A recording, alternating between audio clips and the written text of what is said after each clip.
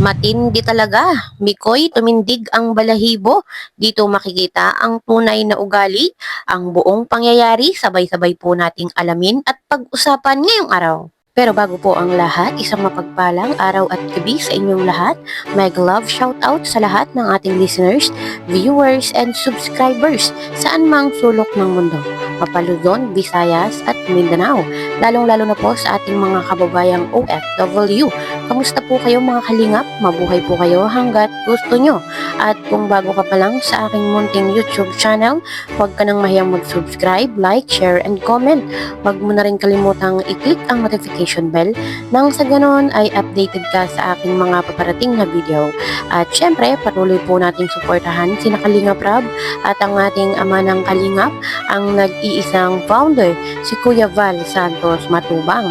Kung maaari po ay no skip ads nang sa ganon ay mas marami pa tayong malingap na nangangailangan.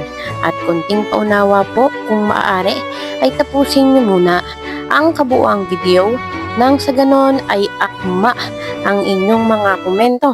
Pinuntahan ko yung may nag-send kasi sa akin ng live ni Sir July Paunil and hindi ko po ina-expect yung ganang pangyayari kasi di ba po, hindi naman ako araw-araw nagla-live and yun, basta hindi ko talaga in-expect na mapaano kasi hindi ko naman po talagang mapabilang sa basta nakakagulat and alam ko maraming hindi masaya pero ayan, hindi ko na lang siguro iniintindi.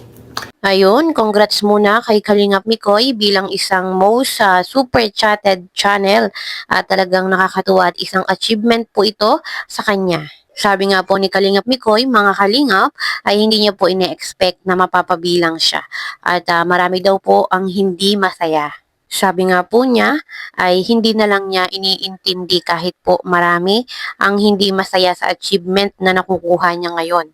At kung mapapansin nga po natin mga kalingap, ay talagang sunod-sunod yung mga blessings at achievement na natatanggap ngayon ni Kalingap Mikoy kasama po ang kanyang honey Krista. Lalo na po ngayon mga kalingap at napapansin naman po natin na talagang dumadami na yung mga natutulungan ni Kalingap Mikoy. Pansin naman po natin mga kalingap sa kanyang channel at talagang sunod-sunod din naman po ngayon yung kanyang mga natutulungan yun pong nabibigyan ng paglingap. Sabi nga po ni Kalingap Mikoy ay looking forward siya na mas dumami pa yung kanyang matutulungan at higit sa lahat ay magkaroon po siya ng sariling pabahay. Alam naman po natin mga kalingap, pag miyembro ka ng kalingap, ay pinaka number 1 goal po ay makapagpatayo ng pabahay at ito po ang pinaka-achievement na magagawa ng isang miyembro. At naniniwala naman po tayo na balang araw, soon, ay magagawa din po ito ni Kalingap Mikoy ang magkaroon po ng sariling pabahay sa mga nangangailangan. Nakikitaan naman po natin si Kalingap Mikoy ng pagiging isang pusong makalingap. Kaya po hindi malabo na balang araw ay magagawa din niya po yung mga gusto niyang gawin katulad po ni Kalingap Jomar, ni Kalingap Dan, ni Kalingap Edu na nakapagpatayo na po ng pabahay. Lalo pa po ngayon at mas nakikilala at mas dumadami ang nagmamahal sa Mikris. Kitang-kita naman po natin mga kalingap, pag nagla-live si Kalingap Mikoy ay marami pong pakulay. Kaya padami rin po ng padami ang mga nagmamahal na sponsor. Tulad nga po ng sinabi ni Kalingap Mikoy, kung meron man pong mga tao na hindi masaya sa mga achievement niya ngayon sa buhay, ito naman po ay hindi kabawasan sa kanyang pagkatao. Kaya po mas mainam na wag nang pumatol at wag nang intindihin yung mga sinasabi ng iba. Dahil at the end of the day, ang mahalaga po ay yung ating peace of mind. At yun nga po mga kalingap, dito nyo po makikita at mapapanood ang tunay na ugali ni Kalingap Mikoy at kung bakit po tumindig ang kanyang balahibo, panoorin po natin. Bro, sabihin ko lang sa'yo, sobra akong proud sa naranasan mo ngayon, sa narating mo ngayon. Salamat bro. Unang-una sa lahat, yung opportunity na binigay sa'yo ni Kuya Rob. Proud na proud ako sa'yo. Saka bro, iba talaga pag Matay balaybo ko sa'yo. iba bro yung talagang pag gusto mo yung ginagawa mo. At tulad ngayon, yung pag-charity mo, Kita mo, tumatayo. Yung katulad ngayon, ako din bro. Katulad ngayon yung pag-charity mo bro, na sobrang ang dami mo nang natutulungang pamilya, tao. Doon pa lang bro, parang naano mo na parang hindi mo lang siya ginagawa, talagang sinasa puso mo. At doon bro, proud ako sa'yo doon bro. Si Kalingap Mikoy guys, ano yan, maasahan mo yan eh.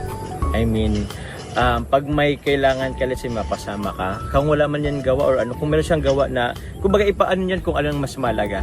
Pero lagi ka niyan, sasamahan ka niyan, susuportahan yan, supportive yan. Unang-una, hindi po kami kalaban, wala pong competition po nung nangyari sa amin. Kami po ay magkaibigan. Sabi ko, balang araw manggagawa ko din to, makakatulong din ako. Baka pabahay ka rin.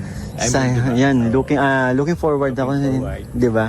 Itong ni Chris, unexpected. Unexpected din. Ang pinakauna ko pong hininga ng advice, si Papa Joms. Oo. Tanda mo? Tanda ko bro. Kinukulit ko sa chat si Papa Joms. Sabi ko, Papa Joms, pwedeng kasi kinakabahan ako. Gusto niya laging siman ko siya. Pero first time nung una, sinaman ko to. Pero the second time parang dinayatak na samaan. Yung meet namin ni Krista nun, second na yun. Second na yun. Kaya pansin mo, nung unang meet namin, nung halos sobrang kinabahan ako, sobrang wala akong walang lumalabas ng word sa akin, kaya sabi ko nung second time, doon ako bumawi eh. Oo. Kasama kita din kasi ang daming mga advices na yan na binigay sa akin si Papa Joms that time. Kaya nga 'di ba lumakas yung loob ko. Nagawa ko na nga kumanta kahit wala naman sa plano. Sa plano. Tuloy ang nangyari tuloy naging singing tandem kami ng Chris. Oo. Hindi masisira sa akin si Michael kasi ako mismo alam ko yung pagkatao niya sa mabilis na panahon na nagkakilala tayo. Parang nakilala kita. Solid nga boss, talagang legit yun. Grabe. Kasi hindi ako iniiwan niya ni Michael, isipin mo. Dati isang tawag ko lang, isang call ko lang, nandyan siya, boss, pwedeng table or ganito. Andyan siya, ang bilis kausap niya ni Migoy. Ang bilis na, ang dali niyang pakiusapan at ang gaan kasama niya ni Boss Michael until now. Ngayon ako na yung nahihiya sa'yo, boss, pag naghihingi akong pabor. Kasi syempre, hindi mo kailangan maramdaman yun. Sabi ko naman nga sa'yo, di ba? Kung ano, paano. Naiyak talaga ako, boss. Grabe.